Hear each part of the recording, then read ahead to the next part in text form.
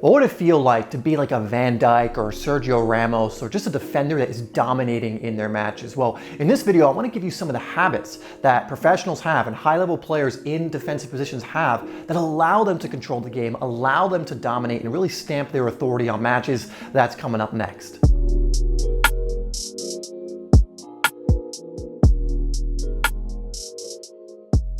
Hi there, welcome to Simplysoccer. My name is Dave. If you're new here, we are creating videos every single week to help you improve your game and stand out on the pitch. And if you really want to get that under control, if you really want to keep improving your game, get my free ebook Game Changer. It is a 50+ page ebook, absolutely free, that is going to help you in so many different ways. And I want to make sure you have that. If you don't already, just get it through the link in the description. First one down there, down below. Now let's get into the first habit that if you develop as a defender is going to help you dominate in your matches. So we'll start in reverse order with number 5. And I'm going to give you one of the big ones first here for number 5, and that is to constantly be working on your positional discipline. This is seriously one of the main battles of defending. How many times have defenders made mistakes because they're out of position, or even one of their other defenders was out of position? And how often do we see a player is so good because they're just in the right positions more often than not? So this really goes without saying, but it's so valuable to just have positional discipline. If you look at a player like Van Dijk, for example, one of the reasons he's such a great defender, I mean, there's so much about him. You're going to hear me mention him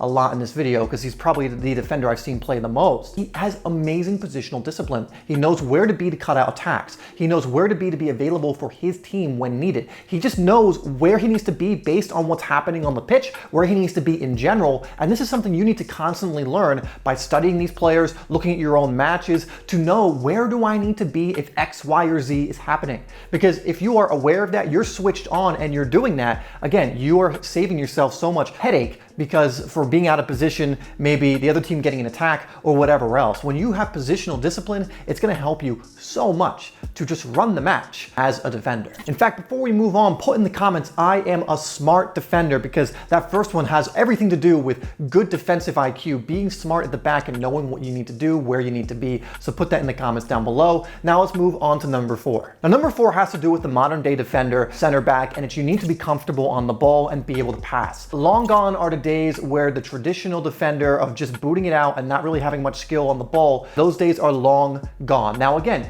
there you can still find players like that, but even players that we assume are like that are still pretty good on the ball. You know, you look at a player like Harry Maguire, where at first glance you think he's a no-nonsense kind of old-style English defender, and then you see him dribble the ball out of the back, have great passing range, and is really good with the ball at his feet. That is what is required of the modern-day defender, and it just makes you a better defensive player. Again, if we bring it back to Van Dijk, he's almost like a playmaker also as a center back. And if you can add that to your game where you are comfortable on the ball, you are calm on the ball, like you have no problem under pressure, you can even dribble out the back when it's effective to do so, play longer passes, you're going to be so much more valuable to your team, and it really adds so much more of an element to your game. So this is something to work on. Make sure you are working on drills that allow you to be comfortable with the ball. Work on your ball control, work on pressure situations, passing situations, work on your passing range, because it's just going to make you a better defender in this day and age. Hey, if you're liking this video so far and it's resonating, please hit that like button, and we're going to move on now to number 3. So number 3 is an obvious one that needs to be mentioned, and it's please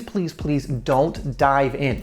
The only time you should be diving in for the ball, especially as the last man in defense, so if you're like the center back or kind of that last barrier before they get to the goalie, is if you are 100% sure you're going to get the ball. So let's say you've done a good job in containing and the attacker miscontrols it, pushes it out too far, and you know you're going to get it, then you can go in for the ball.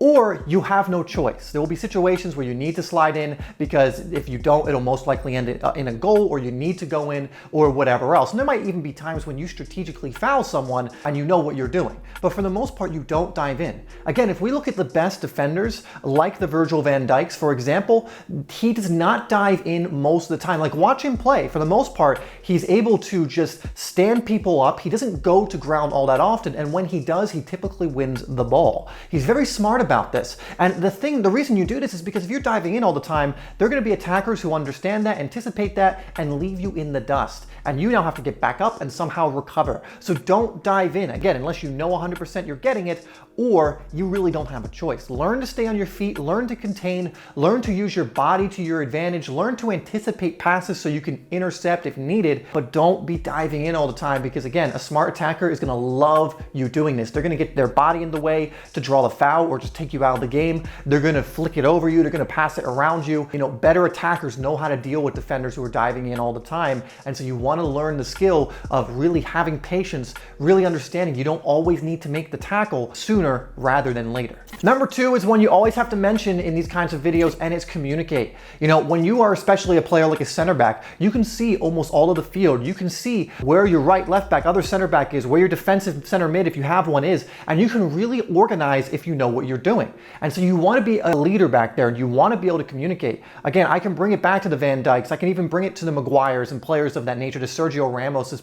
They're very good at communicating and organizing the back line. You know, they're like that commander at the back, and that only helps their team, and it's only going to help you dominate as a center back, as a defender, if you are doing this. You know, if someone needs to be in a certain space because that space might be exploited, you need to let them know. Don't be meek and quiet in this situation. You know, allow your team to know, because the more awareness they have, the better they're going to be able to play. Now, of course, you have to learn how to communicate. You can't just be screaming at people all the time. That's not always effective. Learn how to communicate with your teammates, but ultimately learning to communicate effectively at the back can be so useful and help your team in many different ways. And number 1 I'm going to throw in there is learn to be dangerous from set pieces, especially if you're a dominant in the air type of defender. You know, again, we can go back to the Ramoses, the Van Dijks, the Maguires. They're all pretty good at winning headers in the box. They're used during set pieces, and they chip in with goals as well. And this just adds another element to your game.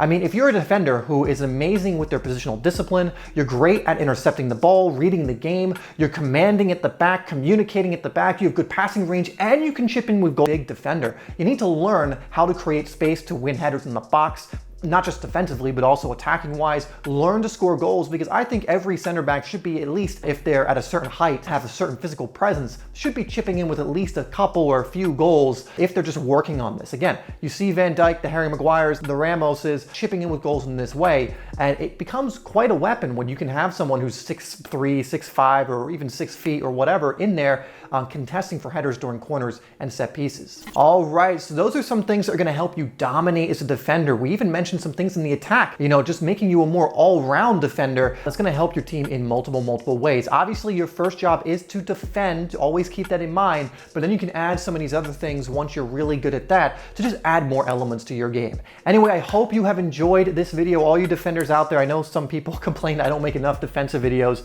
but this one's for you. Thank you so much for tuning in to this video, and I'll see you in the next one.